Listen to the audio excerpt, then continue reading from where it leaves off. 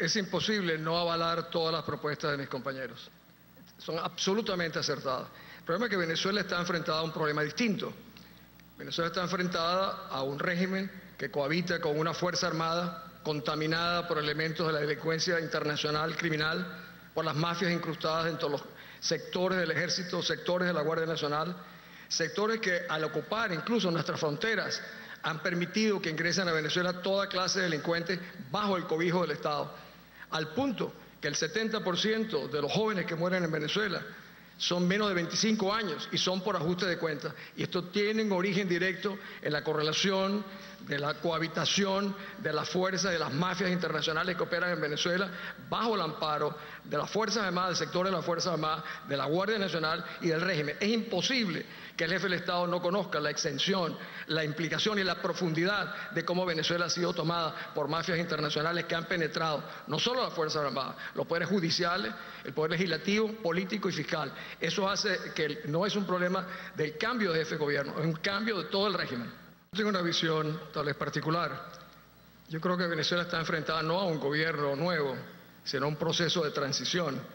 Y en un proceso de transición muy corto, de 2 o 3 años, porque si alguien quiere ser serio con las ofertas que hace, para ejecutarlas son más que suficientes 2 o 3 años y será imposible seguirlas más. El problema, como yo lo veo, es que si nosotros no convocamos una asamblea constituyente que legitime los poderes actuales, que rescate el poder legislativo, Contraloría, Fiscal, no podemos avanzar en ninguno de los campos que estamos señalando, que yo comparto plenamente con ellos.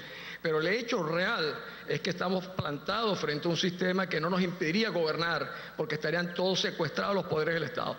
Y yo creo que ese es para mí el primer acto de gobierno. Primero, para mí sería liberar a los presos políticos. Segundo, devolver los canales de televisión y de radio a los que se los robaron. Y el tercero, convocar una asamblea constituyente simplemente para rescatar, legitimar los poderes públicos, reducir el periodo del presidente a 5 años, eliminar la reelección presidencial. Experiencia muy privilegiada de presidir el Consejo de Seguridad de las Naciones Unidas, principal organismo político del mundo. Y ahí he visto cómo el tráfico de drogas puede desestabilizar y fracturar a sociedades enteras. Lo he visto en Asia. En Venezuela están encendidas todas las luces de alarma que nos indican como un narcoestado emergente.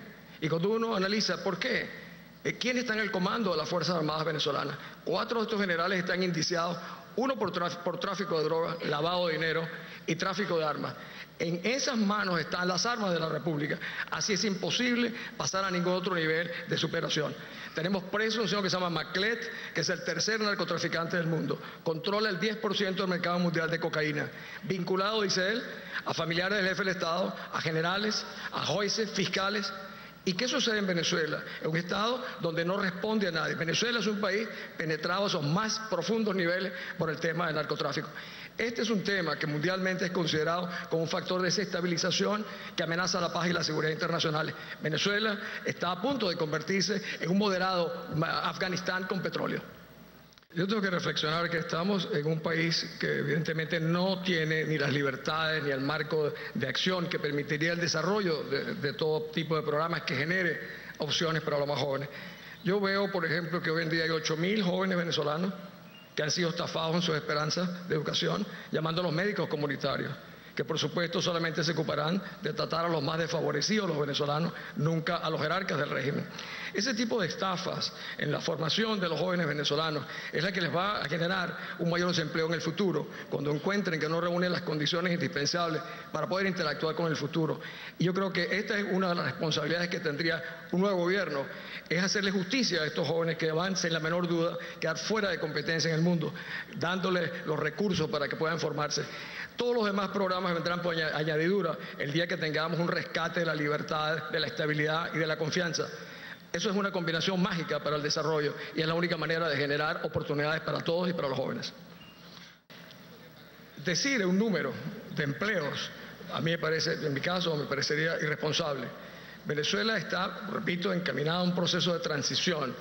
Nosotros tenemos primero que rescatar las instituciones, tenemos que regresar a la normalidad del país. No estamos en Holanda, ni en Francia, ni en Alemania. Estamos hablando de un país martirizado por un régimen militarizado que ha tomado los espacios civiles. Mientras nosotros no rescatemos a Venezuela, al país y a sus instituciones, Serían todas especulaciones. Yo he leído todos los proyectos de la MUD, excelentes, el trabajo de formación, y he leído algunos de mis compañeros. Yo los hago todos míos, pero lo primero es recuperar las instituciones. Yo he dicho que será una fórmula mágica, un cóctel extraordinario: libertad, paz, estabilidad y confianza, e imperio de la ley. Gracias. Veo que es válido recordar el inventario de las obras realizadas por mis amigos gobernadores. Cuando yo era gobernador de Caracas, tenemos el mayor número de escuelas y liceos del área metropolitana. ¿Y qué descubrimos? La tasa de deserción está tan íntimamente vinculada al tema del empleo y al tema de la pobreza que no se pueden desvincular. Me recuerdo que en una remodelación que hicimos de ampliación de la maternidad Concepción Palacio, vino un investigador norteamericano y me dijo: me parece muy bien lo que usted está haciendo con la maternidad y con el hospital de niños. Esa es la parte física. Las señoras que vienen a dar luz en la maternidad Concepción Palacio llegan a un déficit de hierro en su placenta. Usted tiene que comenzar arriba, tiene que comenzar en los cerros, en los barrios. Yo digo esto porque el tema de la educación, el tema del abandono de los estudios está ligado profundamente a la pobreza, a la oportunidad. Mientras no creemos las oportunidades para estos padres, los hijos están obligados. Si ustedes conocieran algunas de las historias en los barrios pobres de Venezuela, en los cuales algunas madres se ven obligadas a hacer, realmente entraría una vergüenza nacional por lo que hemos permitido que se desarrolle en Venezuela, uno de los países más ricos en recursos del mundo.